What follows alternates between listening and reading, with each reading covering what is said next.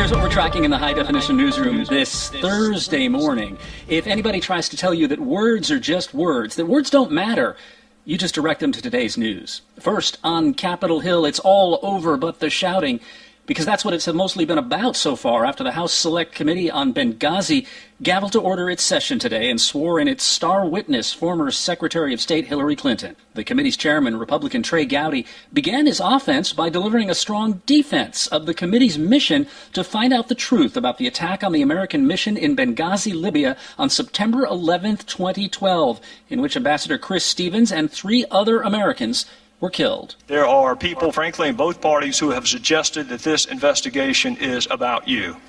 Let me assure you it is not, and let me assure you why it is not. This investigation is about 4 people who were killed representing our country on foreign soil.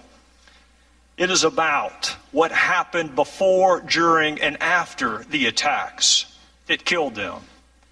It is about what this country owes to those who risk their lives to serve it. And it is about the fundamental obligation of government to tell the truth, always, to the people that it purports to represent. Gowdy says the committee was not established to have any impact on Clinton's presidential campaign, as nearly all Democrats and even some former Republican staffers of the committee allege. He said its work had been delayed by Clinton's refusal to reveal the existence of and later to refuse to turn over thousands of emails contained on non-government computers. The committee's ranking Democrat, Maryland Democratic Congressman Elijah Cummings, was visibly angry as he denounced what he called the committee's purely political mission. The Republican chairman of the House Intelligence Committee conducted an extensive, bipartisan, 2-year investigation and issued a detailed report. The Senate Intelligence Committee and the Senate Homeland Security Committee also conducted a bipartisan investigation.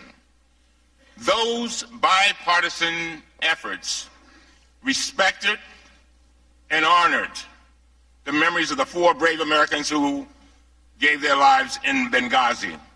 The problem is that the Republican caucus did not like the answers they got from those investigations, so they set up this select committee with no rules, no deadline, and an unlimited budget.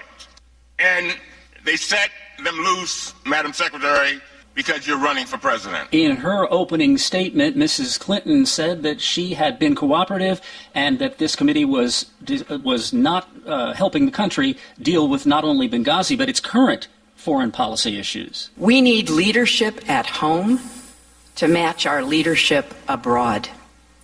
Leadership that puts national security ahead of politics and ideology. Our nation has a long history of bipartisan cooperation on foreign policy and national security. Not that we always agree, far from it, but we do come together when it counts. As Secretary of State, I worked with the Republican chairman of the Senate Foreign Relations Committee to pass a landmark nuclear arms control treaty with Russia.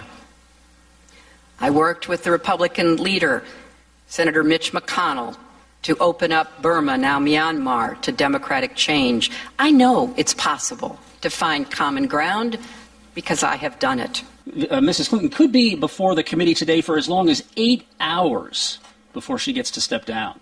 L.A. County Sheriff and former Long Beach Police Chief Jim McDonnell is aligning the Sheriff's Department with a growing national movement to end the arrests of juveniles involved in sex trafficking. He has ordered his deputies to stop arresting kids on a charge of child prostitution, and in fact, to stop using the term child prostitute, because experts say there is no such thing. These young victims are survivors of rape. Portraying them as anything else fails to acknowledge the trauma and victimization that they have endured.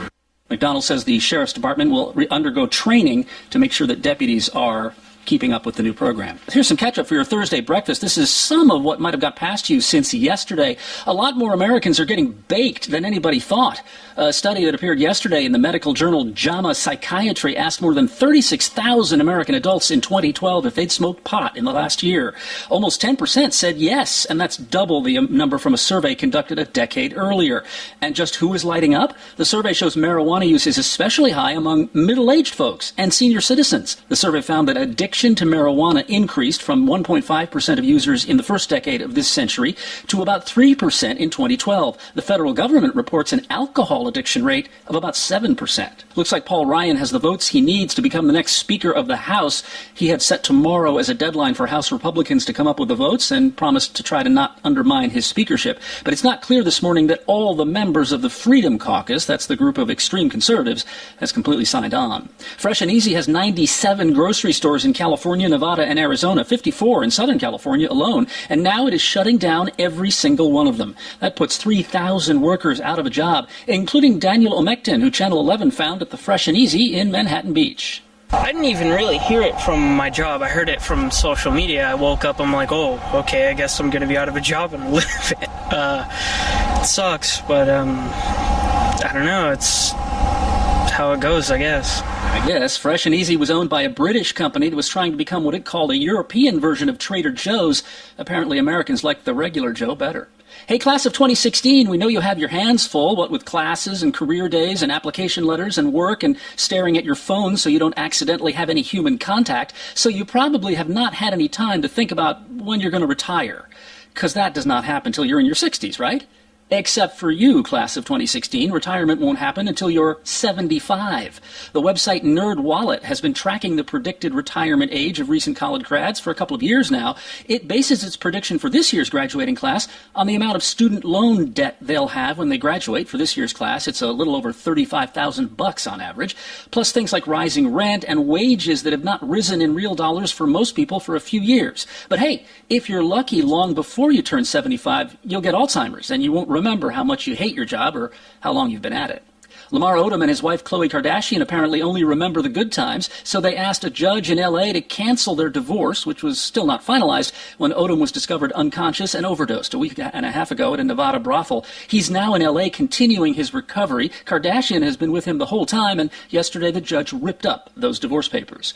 Chris Rock took no prisoners when he hosted the Oscars in 2005. Hey, a lot of people like to bash Bush. I'm not going to bash Bush here tonight. I saw Fahrenheit 9/11. I think Bush is a genius because Bush basically reapplied for his job this year. Now, could you imagine applying for a job, and while you're applying for that job, there's a movie in every theater in the country that shows how much you suck at that job? Rock admitted to David Letterman afterward it's nerve-wracking hosting the Academy Awards, so Letterman, who also hosted once, asked Chris Rock if he'd ever agree to do it again. Yeah, if there's a lot of black people on it, I will do the show again. Oh, it was black that night, man.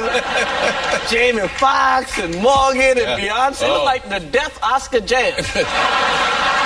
Set your DVR for February 28th on ABC. Chris Rock hosts the 88th Academy Awards. If you want to see what might inform Rock's comedy that night, you might check out the commentary he wrote for last December 3rd's issue of The Hollywood Reporter. It's online, in which Rock portrays the journalism entertainment industrial complex not so much as racist, but as a magical kingdom where people forget that African Americans, Latinos, even exist.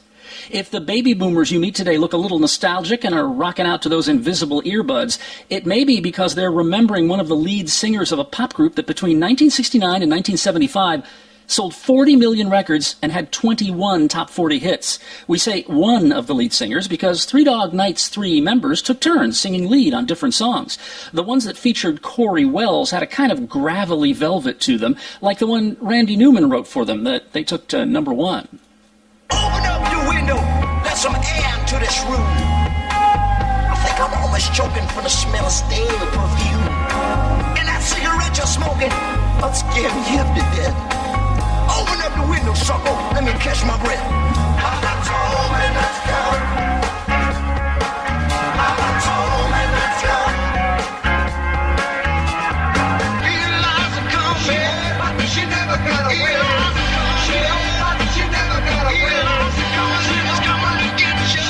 Play some to mellow. Play something I can sink my teeth in like jello. You get the light, you get the dark.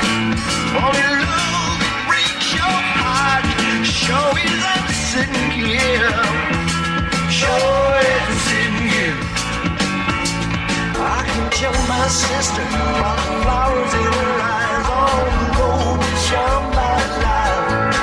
I can tell my brother about the flowers in his eyes on the road to somebody's life. Well, I never been to heaven, but I've been to Oklahoma. Oh, they tell me I was born there, but I really don't remember.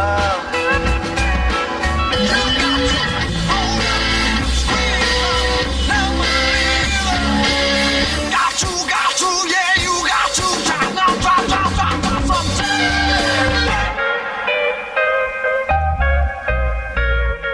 Corey Wells told everybody, including a cat named Hugh Hefner, when Three Dog Night appeared on the way groovy 1960s TV series Playboy After Dark. Check it out online. Corey Wells told everybody that Three Dog Night got its name from an old story about Australian Aborigines who used to cuddle with a dog for warmth on cold nights in the outback. A really, really, really cold evening was a three-dog night. He died Tuesday in New York. Corey Wells, whose friend Jeremiah apparently was a bullfrog, was 74. Now you know what we know. I'm Jeff Kaufman. High Definition News.